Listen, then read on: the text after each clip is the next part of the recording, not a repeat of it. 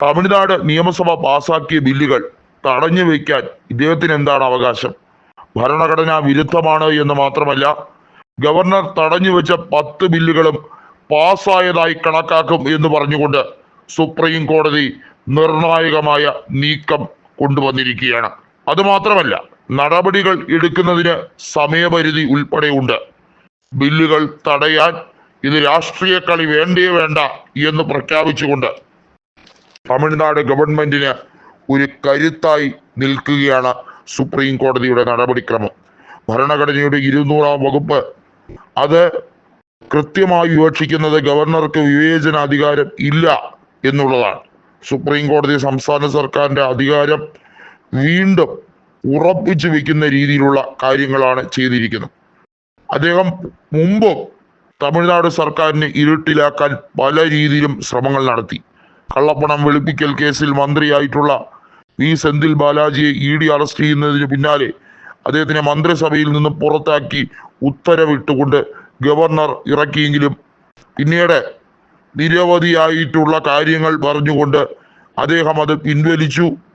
പിന്നീട് അതിനെക്കുറിച്ചൊരു മിണ്ടാട്ടമില്ല. ഇത്തരത്തിലാണ് നരേന്ദ്രമോദിയുടെയും കേന്ദ്ര സർക്കാരിന്റെയും ഒരു ചട്ടുകമായി പ്രവർത്തിച്ചുകൊണ്ടിരിക്കുന്നത്. RN രവി മാത്രമല്ല, മറ്റ് പല സംസ്ഥാനങ്ങളിലെ ഗവർണർമാരും ഇത്തരത്തിൽ തന്നെയാണ്. BJP ഇതര സർക്കാരാണോ ഭരിക്കുന്നത്, അവിടെയുള്ള ഗവർണർമാരെ BJP കൃത്യമായും ചില ടാസ്കുകൾ കൊടുത്താണ് വിടുന്നത്. രാഷ്ട്രീയ നേട്ടമായി കണക്കാക്കണം തമിഴ്നാട് സർക്കാരിന്റെ ഈ നേട്ടത്തെക്കുറിച്ച് എന്നാണ് പറയുന്നത്. കേരളത്തിനും അതേ രീതിയിലുള്ള ബെഞ്ച് വേണം എന്നുള്ളതാണ് കേരളം ആവശ്യപ്പെട്ടിരിക്കുന്നത്. കേരള നിയമസഭ പാസാക്കിയ ബില്ലുകൾ ഗവർണർ രാഷ്ട്രപതിയുടെ പരിഗണനയ്ക്ക് വിട്ടത് ചോദ്യം ചെയ്തുള്ള ഹർജി തമിഴ്നാട് സർക്കാരിന്റെ വിധി പ്രസ്താവിച്ച ബെഞ്ചിലേക്ക് മാറ്റണം എന്നുള്ള കാര്യം ഇപ്പോ സംസ്ഥാന സർക്കാർ പറഞ്ഞിരിക്കുകയാണ്. ഇത്തരത്തിൽ മറ്റ് പല സംസ്ഥാനങ്ങളും തമിഴ്നാടിനെ മാതൃകയാക്കാൻ ശ്രമിക്കുകയാണ്. ഡീലിമിറ്റേഷൻ നടപടിക്രമങ്ങളുമായി മുന്നേറുന്ന സ്റ്റാലിന് വലിയ പ്രതീക്ഷയും കരുത്തുമാണ് ഇപ്പോൾ നൽകപ്പെടുന്നത് എന്നുള്ളത് വ്യക്തം.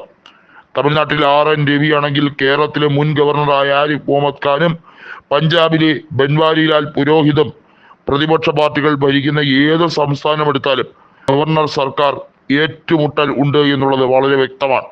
ഇവിടെയൊക്കെ കാട്ടിക്കൂട്ടിയിട്ടുള്ള കോലാഹലങ്ങൾ അത് പ്രധാനമന്ത്രിക്ക് വേണ്ടിയും കേന്ദ്ര ക്യാബിനറ്റിന് വേണ്ടിയും കാട്ടിക്കൂട്ടിയതാണ് എന്ന് വ്യക്തമാക്കുന്ന വിധിയാണ് സുപ്രീം കോടതി ഇപ്പോൾ കൊണ്ടുവന്നിരിക്കുന്നത്. ഗവർണർമാരുടെ നടപടികളെ കേന്ദ്രം എപ്പോഴും ന്യായീകരിക്കുന്നതും അവരെ എല്ലാ രീതിയിലും സംരക്ഷിക്കപ്പെടും എന്ന് പറയുന്നതും അവരുടെ ഹിഡൻ അജണ്ടകളെ സംരക്ഷിക്കാൻ വേണ്ടിയാണ്.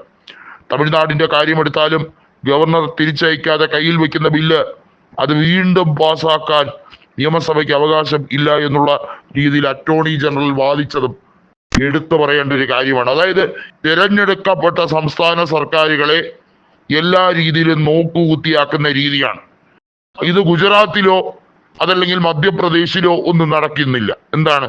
BJP ആണ് അവിടെ ഭരിക്കുന്നത് എന്നതുകൊണ്ട്.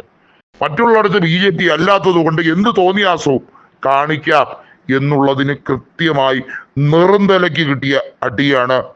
വിവേചന അധികാരമില്ല, വീറ്റോ ചെയ്യാൻ കഴിയില്ല എന്നുള്ളതാണ് 200-ാം വകുപ്പ് ഭരണഘടനയിൽ പ്രത്യേകമായി പറഞ്ഞിരിക്കുന്നത്.